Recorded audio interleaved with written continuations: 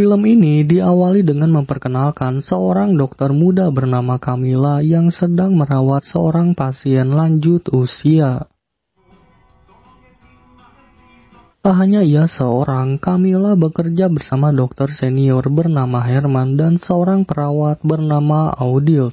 Sementara hanya mereka bertiga yang bekerja di rumah sakit ini, karena rencananya akan segera ditutup. Tak lama kemudian, Ole yang merupakan kekasih Camilla datang menemuinya untuk sekedar mampir dan berbicara mengenai karir Camilla yang akan berencana pergi keluar kota. Tapi tiba-tiba saja Ole mendapat kabar tentang adanya mobil yang ditinggalkan oleh seseorang. Mendengar itu, Ole pun langsung pamit dan pergi ke lokasi keberadaan mobil tersebut.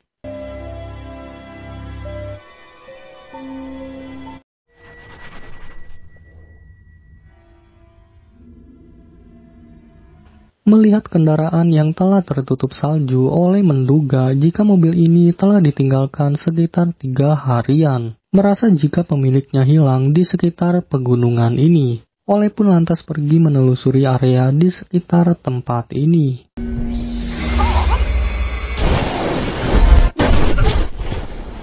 Setelah diperhatikan, rupanya wanita itu adalah Janike yang sedang berdiri sembari membawa pacul salju.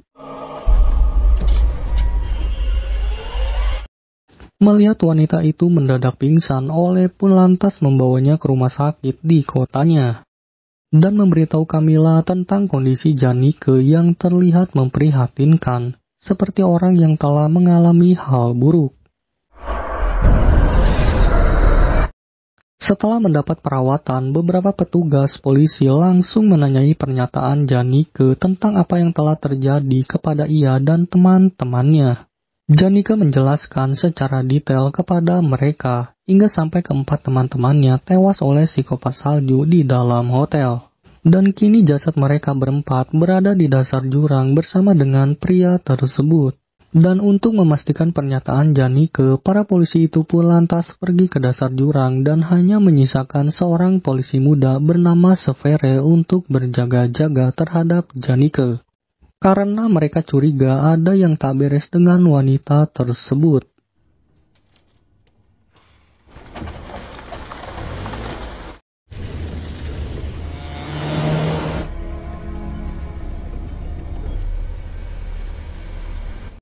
Setibanya di tepi jurang, seorang polisi bernama Kim diperintahkan untuk turun dan memotret TKP sebelum akhirnya kelima jasad itu dibawa ke rumah sakit oleh mereka. Di saat yang sama, Janike tiba-tiba dihampiri oleh seorang pasien anak bernama Daniel yang mencoba mengajaknya berbicara dan bermain game. Tapi karena kondisi Janike saat ini sedang tidak baik-baik saja, Daniel pun berkata bahwa dia akan kembali lagi esok pagi.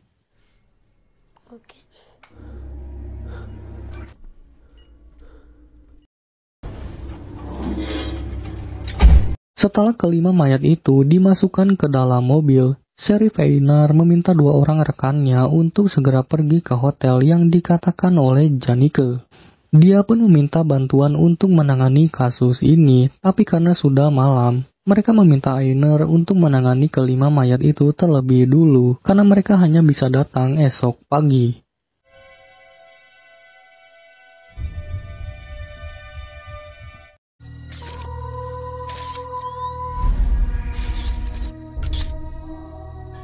Di saat mereka memeriksa psikopat salju itu, Einar mendapat tanda lahir di matanya, hingga membuat dirinya langsung pergi menuju kantornya tanpa mengatakan sepatah kata apapun. Rupanya Einar pergi untuk memeriksa kembali sebuah kasus orang hilang yang belum terpecahkan sejak tahun 70-an. Di dalam berkas itu berisi beberapa berita tentang hilangnya seorang anak yang memiliki tanda lahir di matanya. Kedua orang tuanya menyatakan jika mereka telah kehilangan anak itu, tapi yang telah diketahui bahwa anak mereka masih hidup dan kini telah tumbuh menjadi seorang psikopat. Sementara itu, Herman meminta Audit untuk memasukkan pakaian dan barang-barang korban ke dalam plastik. Tapi baru aja mengerjakannya, tiba-tiba bulu kelek Audil merinding.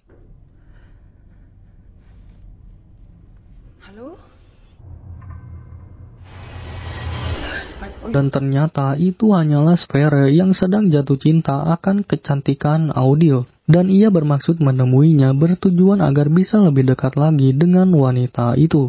Tapi setelah melihat wajah korban, Sphère yang terlihat orangnya pemberani pun langsung beralasan jika dia hanya sedang patroli dan memutuskan untuk kembali berjaga saja, meninggalkan Audil seorang diri. Di saat yang sama, Camilla diminta oleh Herman untuk memberitahu Janneke terkait mayat teman-temannya yang telah dibawa ke rumah sakit ini.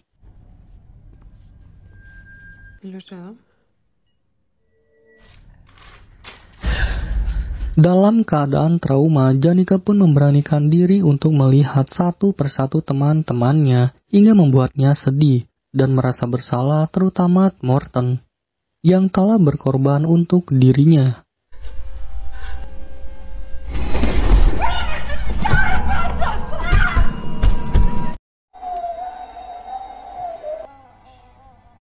Camilla kemudian menenangkan Janneke dan membawanya kembali ke dalam kamarnya.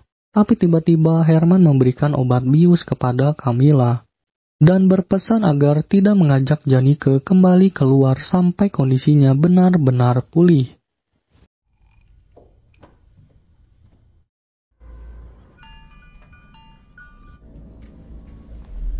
Di saat yang sama, Kim bersama Johan kini sedang berada di hotel yang dikatakan oleh Janneke. Tapi saat mereka akan memeriksanya ke dalam hotel itu, tiba-tiba Einar memerintahkan mereka untuk segera kembali ke jurang karena merasa ada sesuatu di sana.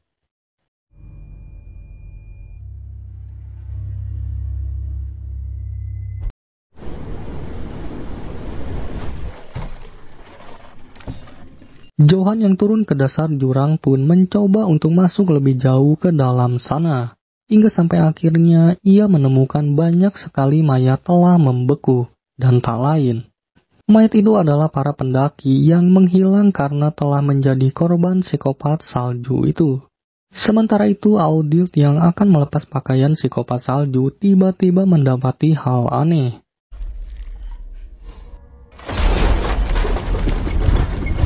Mendengar suara alarm dari ruang jenazah, Janneke kemudian pergi untuk memeriksanya dan mendapati Audil yang sedang menyiapkan sesuatu.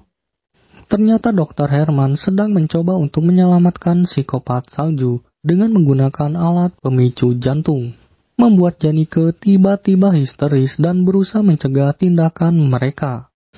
Tapi ia tak bisa berbuat apa-apa, karena Sphère menahannya dan membiusnya atas perintah Dr. Herman yang berniat ingin menyelamatkan psikopat salju itu. Setelah nyawa psikopat salju selamat, Sphère memilih langsung memborgolnya untuk berjaga-jaga. Tapi Dr. Herman tidak bisa menjelaskan pasti alasan pria itu masih hidup.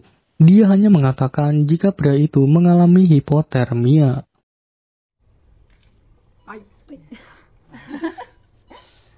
Tak lama kemudian, setelah Audil mengobati luka Sphère, polisi itu memutuskan untuk berjaga di dalam kamar ini, tanpa dia tahu jika psikopat salju itu telah sadarkan diri.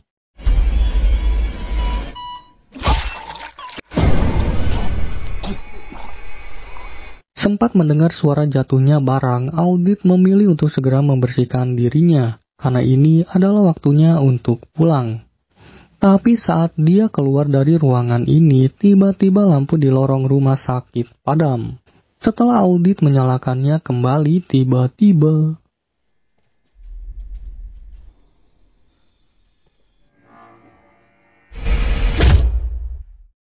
terbangun di dalam kamar mandi dalam keadaan terluka. Audil seketika panik setelah dia tahu jika psikopat salju itu telah bersiap untuk menghabisinya. Tak lama kemudian, lampu rumah sakit pun mendadak padam. Dr. Herman lantas meminta Camilla untuk pergi memeriksa pasien, sementara ia akan pergi menyalakan mesin generator di ruangan basement. Di saat yang sama, Janneke yang terbangun memutuskan untuk pergi memeriksa rumah sakit ini. Tapi tak jauh ia meninggalkan kamarnya, Janneke mendengar suara dari balik pintu dan melihat tangan seseorang seolah-olah sedang meminta bantuan. Tapi setelah membuka pintu itu, tiba-tiba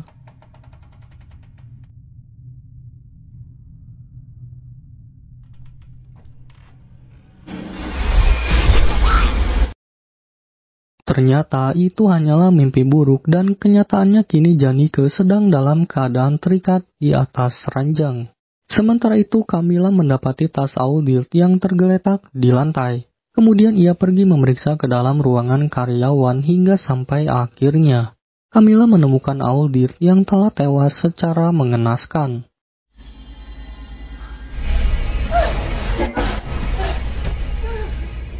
Di saat yang sama, Herman yang pergi ke lantai basement untuk menyalakan mesin generator, mendapati jika kabel listrik telah dirusak oleh seseorang. Dia lalu mencoba untuk menyalakan generator, tapi tak lama mesin itu mati. Saat Herman mencoba untuk memperbaikinya, tiba-tiba ia dikagetkan dengan kemunculan psikopat salju.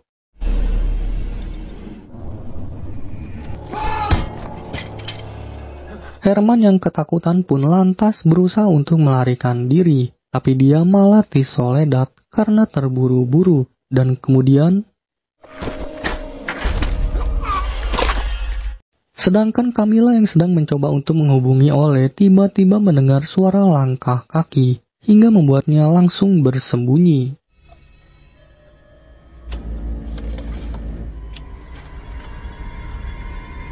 Setelah mendapat pacul saljunya, psikopat itu pun pergi memeriksa rumah sakit ini, sehingga membuat Camilla merasa tenang.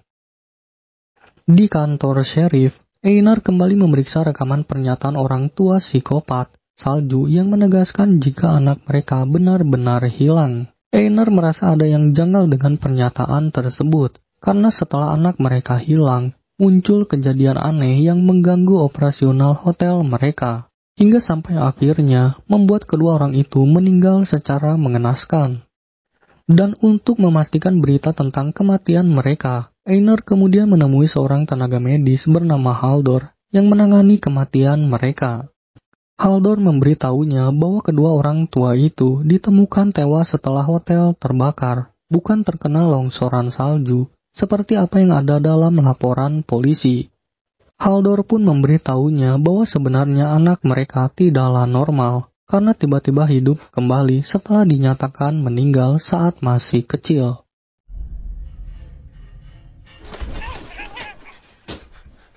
Di dalam rumah sakit, Janike yang sedang berusaha untuk melepaskan diri sempat dibuat kaget oleh kemunculan Daniel. Ia kemudian membujuk anak itu untuk segera melepaskannya dengan menggunakan gunting yang ada di dalam lemari. Dan meski Daniel sempat tak percaya, tapi untungnya dia mau menuruti permintaan Janike. Setelah semua ikatannya lepas, Janike mengajak Daniel untuk berkeliling rumah sakit ini, mencari ruangan di mana psikopat salju mendapat perawatan. Dia pun meminta Daniel untuk tetap tenang dan tetap berada di samping dirinya. Tapi setibanya di sana, Janike malah dibuat panik karena psikopat salju itu telah menghilang dan hanya ada ceceran darah di lantai. Saat mereka akan pergi dari ruangan itu, Daniel memberitahunya bahwa ada seseorang di lorong. Mengetahui itu adalah psikopat salju, Janike lantas membawa Daniel untuk segera bersembunyi. Setelah psikopat itu pergi, Janike yang tak ingin terjadi hal buruk dengan Daniel memutuskan untuk menyembunyikannya di dalam lemari. Janike meminta Daniel untuk tetap diam sampai ia kembali menjemputnya, dan Daniel pun menurutinya. Janike kemudian pergi ke ruangan farmasi untuk mencari obat bius yang akan ia gunakan untuk melumpuhkan psikopat salju itu. Di saat yang sama, Camilla memberanikan diri untuk mengambil ponselnya yang tertinggal di atas meja. Ia lalu menghubungi Ole untuk segera membawa bantuan, tapi karena tak ada jawaban dari Ole, Camilla pun memilih untuk meninggalkan pesan suara, memberitahu Ole agar segera datang membawa polisi, karena di dalam rumah sakit ini ada seorang psikopat. Tapi saat Camilla akan menghubungi polisi, terdengar suara seseorang dan membuatnya langsung masuk ke dalam sebuah ruangan. Dan ternyata itu adalah Janike yang hampir saja menyuntikkan obat bius kepadanya. Meski hal itu tidaklah berakibat buruk kepada Camilla, tapi kejadian itu rupanya membuat ponsel Camilla rusak, sehingga ia tak bisa menghubungi polisi. Di sisi lain, Daniel yang sedang bermain game tiba-tiba mendengar suara benda jauh dan membuatnya keluar. Dirasa telah cukup aman, Janika mengajak Camilla untuk pergi menjemput Daniel sebelum memastikan orang-orang yang ada di rumah sakit ini. Tapi Camilla tiba-tiba pergi mencari Herman di basement, sedangkan Janika yang pergi mencari Daniel, mendapati jika anak itu sudah hilang entah kemana.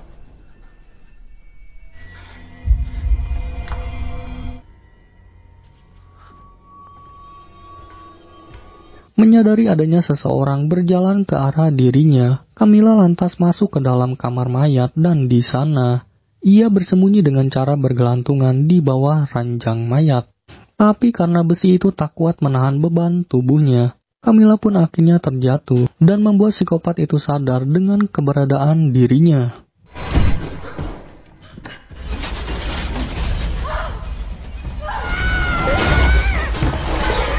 Beruntung, Janika muncul tepat waktu menyelamatkan Camilla. Janika lantas membawa Camilla segera keluar dari ruangan ini.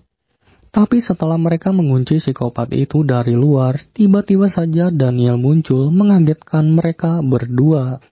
Mereka kemudian membawa Daniel keluar dari rumah sakit ini. Dan di luar ternyata Ole telah datang bersama beberapa polisi, juga dengan Aaron.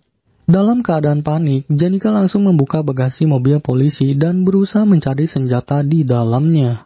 Tapi karena dia seorang warga sipil, Einar pun mencegah Janika yang berniat untuk menghabisi psikopat itu menggunakan senapan. Camilla kemudian menjelaskan semua yang terjadi di dalam rumah sakit ini kepada Einar.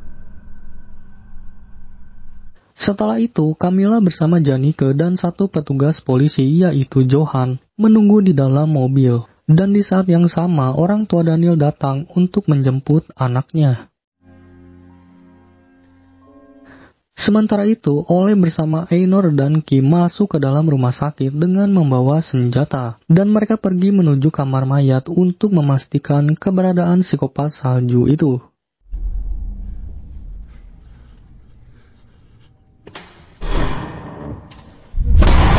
Tanpa diduga, psikopat itu telah merusak pintu kamar mayat, dan keberadaannya kini tidaklah diketahui. Einar yang tak ingin mengambil resiko pun mengajak mereka untuk segera keluar dari rumah sakit ini, dan memberitahu Johan tentang hal ini.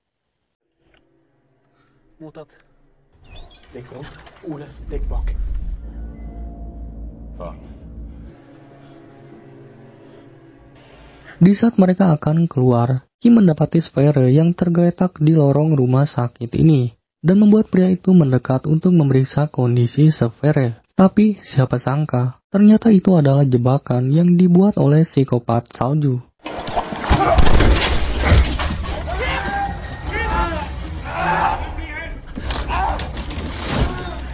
Mereka yang panik lantas berusaha membantu Kim yang ditarik ke dalam ruangan, tapi rupanya Einar sudah terlambat. Karena Kim telah tewas.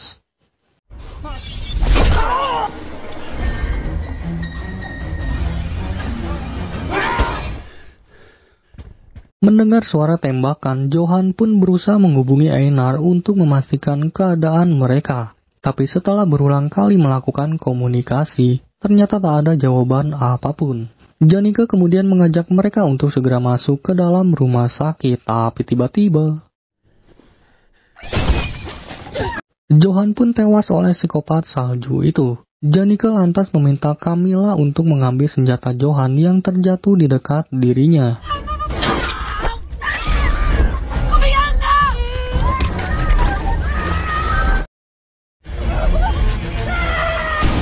Tanpa diduga, Ole rupanya masih hidup meski tubuhnya dalam keadaan sekarat. Janika lantas mengambil pistol yang terjatuh di dalam mobil. Tapi saat ia akan menembaknya, Janika mendengar teriakan Camilla dan membuatnya memilih untuk menghampirinya.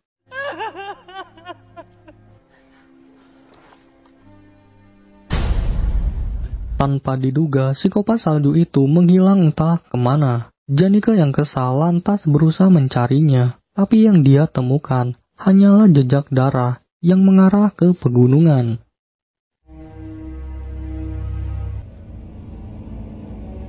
Janika yang tak ingin ada korban lagi memutuskan untuk kembali ke hotel psikopat salju. Dan meskipun Camilla sempat berusaha mencegahnya, tapi Janika tetap memilih pergi ke tempat itu tanpa memperdulikan keselamatan dirinya.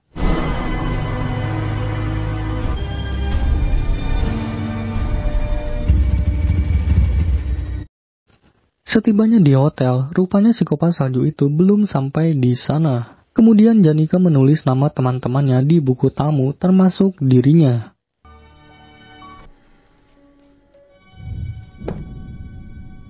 Setelah itu, Janika mengambil sebuah kursi dan menunggu psikopat itu tepat di depan pintu masuk hotel ini.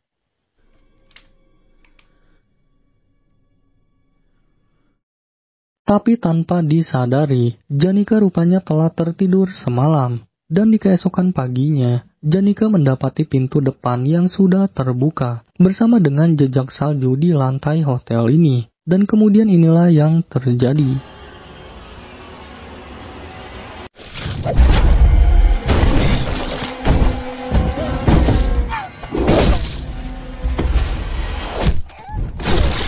Sempat berusaha untuk melawan psikopat itu, tapi karena terus-terusan dilempar olehnya, membuat Janika pun lemas dan akhirnya pasrah melihat psikopat yang akan menghabisi dirinya.